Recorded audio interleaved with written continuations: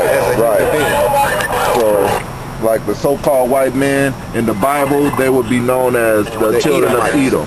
The so-called East Indians would be known as the Elamites. The Assyrians would be Asher, the Syria, Aram, Arabs, Ishmael, Chinese, Moab, so on and so forth. White man is what's this? Edom, Adawam, which means red. Yeah. You know who Esau is in the Bible? Ancient Hebrew. This is Hebrew. Ancient Hebrew. Right, yeah. Adawam is ancient Hebrew. Let me ask you, you know who Esau is in the Bible? The what? Esau? You know who he is in the Bible? Yeah, right. So you know that Esau birthed all the rest of the Edomites. Yeah, let's get go ahead. 25 and 25. Right. Because it was specific why they described Esau's characteristics and why they didn't describe Jacob's characteristics. Right. Whoever got it. Yeah, whoever got it. 25, no, start from 21. Well, chapter 25, verse 21. Genesis chapter 25, verse 21. And Isaac entreated the Lord for his wife because she was barren, and the Lord was entreated of him. And Rebekah his wife conceived, and the children struggled together within her, and she said, if it be so, why am I thus? In other words, why was there a conflict between these two children going on in our womb?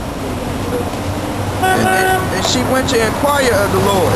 And the Lord said unto her, two nations are in thy womb, and two nations are in thy womb. So that was the first time ever, and the only time, where two different nations of people were in one woman's womb. And two manner of people shall be separated from thy bowels, and the one people shall be stronger than the other people, and the elder shall serve the younger.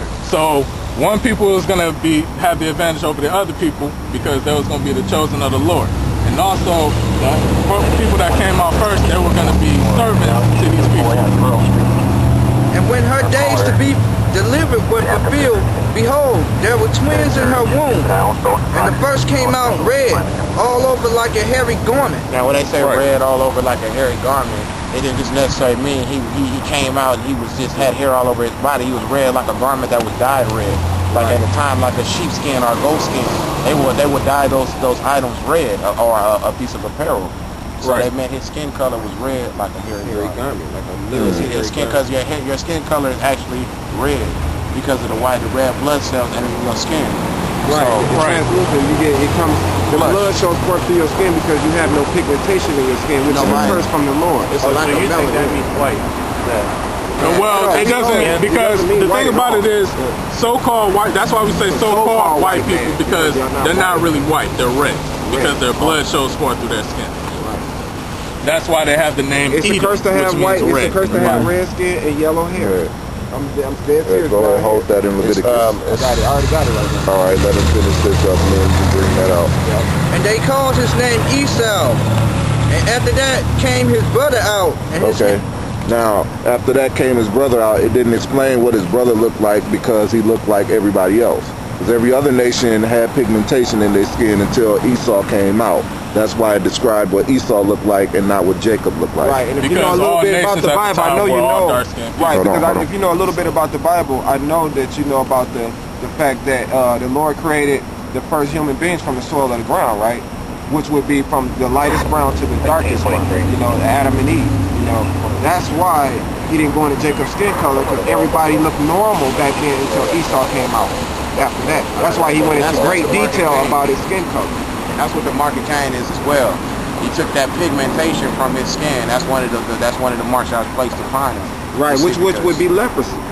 Because what it is your skin, as the sunlight hits your skin, to us say to have melanin in it produces vitamin D. That's why we're highly lactose intolerant. But I noticed that a lot of Caucasians, they're able to process milk a lot better than we are. Therefore, you know, it's because you guys have a lack in vitamin D, as well as the melanin in the eyes as well. That's why they add vitamin D to milk.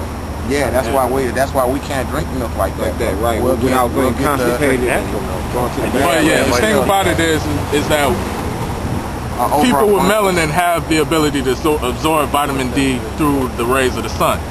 So-called Caucasians don't have that. I gotta go, guys. Thanks for the info. Anytime. Come back next time. Yep. See, you see how, man. Yeah, but stay in, stay in the spirit though, and keep on, stay in the spirit and keep on going. Keep on going with the lesson. Yeah. We're dealing with the law real quick. That's still trying to infiltrate, get information on this. Right, and then the black woman, it never fails how she tried to usurp her authority. I'm not talking to you, I'm talking to him now. Right. Like you just gonna trip one of us. Hey, that's the black woman, man.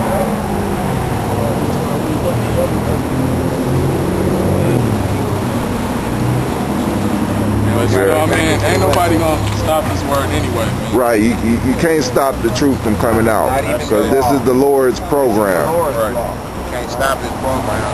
You can try to delay the inevitable, but it's gonna happen. Exactly. Acts 5 and 28 and 38. Salaki. And now I say unto you, refrain from these men and let them alone. For if this counsel or this work be of men, it will come to naught. But if it be of the Most High, you cannot overthrow it, lest happily ye be found to fight against God. And that's what they found. That's what the black woman found herself doing, fighting against the Most High. That's why she had to leave before the Edomite had to leave. Like, start at the first verse. You No. understand the scriptures even if you Exactly. She came over here trying to break it down for me. I know what it means. Right. Around me 28. She tried to trip us up. She was trying to trip us up hard, and she was so stupid that all she could do was walk away. You know why she walked away? Because she knew that she was fucking with the wrong people. She did. That's not the first time she did that. No, that's not the first time we saw her. We encountered her at the library years ago. Scoffer. Yeah. Scoffer. Straight up. You know what? They're trying to take us out the spirit. So let's get back to this. Back to our lesson. Yeah. We're gonna get in on you damn devils basically destroying the earth, man. Because it's fucking ridiculous that you can't even drink your own clean water source without paying like all this fucking money. That's ridiculous. It really is. That's the wormwood. That's wormwood. Did you understand that? We drinking wormwood. Gall. Drinking sewage water. They're taking all our clean water from us and selling it. That's better than gold. That's a natural resource that's not in great abundance. That's rare to have fresh, clean water.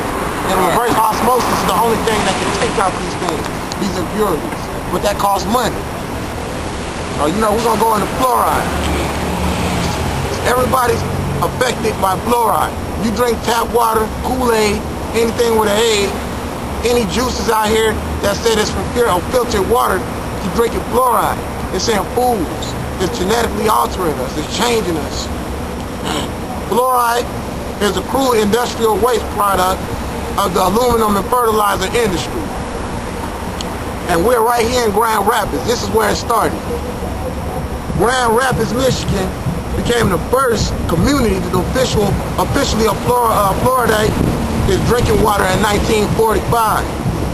As a result of this ongoing campaign, nearly 2/3 of the nation have followed Grand Rapids.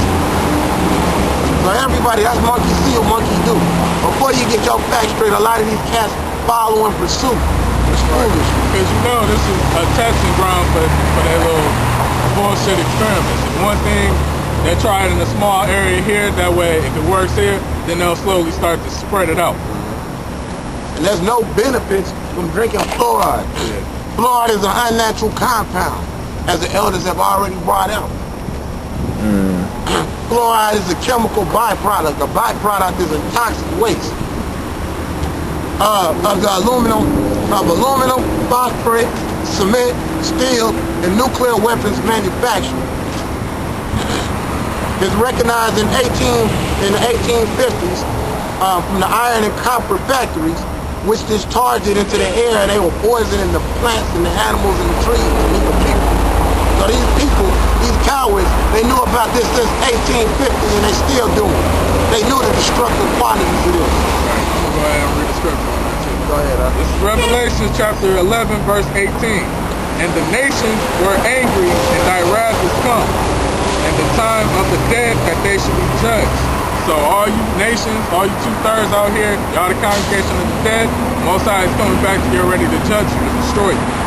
That thou shouldest give reward unto thy service.